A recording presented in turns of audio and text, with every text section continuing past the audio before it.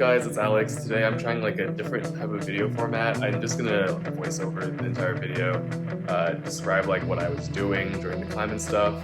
Last video I just had like music over it, so I want to try something new. Hopefully this gives a little bit more context into the climbs, and isn't just like you watching me climb. Let me know if you like this video format, and if you do, I'll make more of these in the future.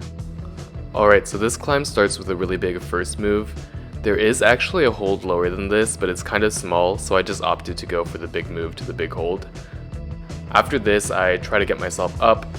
I turn my left elbow around so that I can mantle the big hold, and then I have to wedge my body into the big hold so that I can stay stabilized to reach the top. This one is a really long problem that mostly has pocket holds that you can only stick about 2 fingers into. This problem starts with a traverse, with a lot of holds that face left and right instead of just straight on. In this section, I choose to cross my arms so that later I have my right arm on the higher hold so that I can mantle off of it more easily. I do a quick foot swap while smearing off of the wall. Here I just mantle and push myself off. Once I'm stabilized, I can move my right hand out of the pocket and mantle from there. Here I'm kind of confused about which hold I'm supposed to be using, so I'm touching the 2 holds on top of the volume to feel them and test them out. And then I just end up using my left hand in the side pocket facing the right. Then just finish the problem off from there. This problem was marked as a V2, but all of my friends and I agree that this is a little bit harder than most V2s. In the beginning there are a couple of good crimps that you can use, but then from there mostly just pinches at an angle. So here I get myself into a weird position. It's not comfortable to go further up from here because my weight is too far to the right while most of the holds are going to the left. So because of this, I get back down, swap my feet around, and get my left foot onto the volume, and here it's much more comfortable to get further up. I wasted a lot of energy just trying to switch around there, so if I planned this out a little bit better from the ground, it would have been easier. Most of the holds here are slopey pinches, but I just slowly get up here, match a couple of holds, swap my hands here and there, and once I get my left foot onto the top volume, then I'm able to finish it off. But honestly, the end here is kind of desperate, but I'm still able to make it. So this problem is kind of in a corner of the wall. It has a lot of mantles, like basically the entire problem is just mantles. In the beginning I tried to start low, but I realized that it's much easier for me to just jump into a mantle position from the start holds.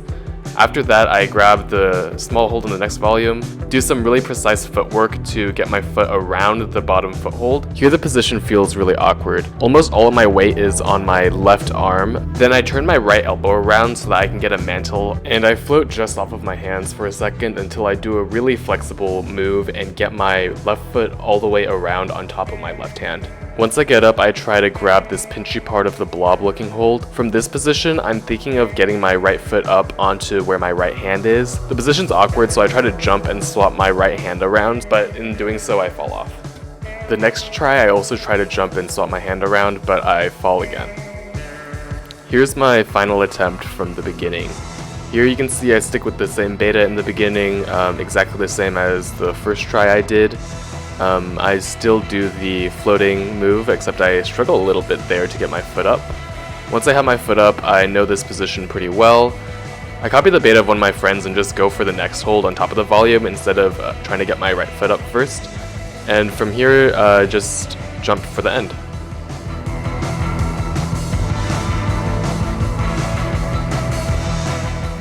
So I start this problem by just doing a big jump and getting my right foot onto the starting hold. I haven't seen anyone else do this problem before, so I don't know what other betas there are for the start. If you have any ideas, let me know in the comments. I try to stand on top of the hold straight on, but realize it's a little bit easier to just go over to the right side and pull all of my weight on the side pole. Once I get my left foot onto the start hold, I'm able to push myself up and grab the next hold with my left hand. This foot chip on the right is tiny and slanted, so it doesn't help me at all. When I try to get my right hand up, I just fall. On this attempt, I try to focus on balance and try to put all of my weight on the start hold. I use my left hand to try to push my body weight to the left, And when I try to get my right foot up, I don't feel like it's doing anything, so I just bring it down. But the same problem happens when I try to get my right hand on the next hold. On my third attempt, I also try to be really bouncy and try to get a good feel of the holds before I move on, but I don't end up feeling any good position, so I just jump off. No.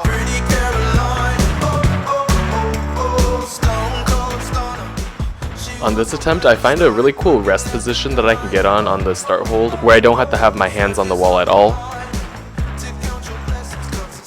This time I go to the next hold with my right hand instead of my left one, and it feels way better. I think this is definitely the better beta.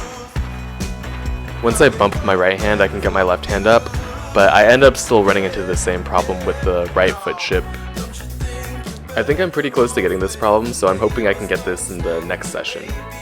If you enjoyed the video, make sure to leave a like and subscribe so that you can see if I end up sending this in the next video.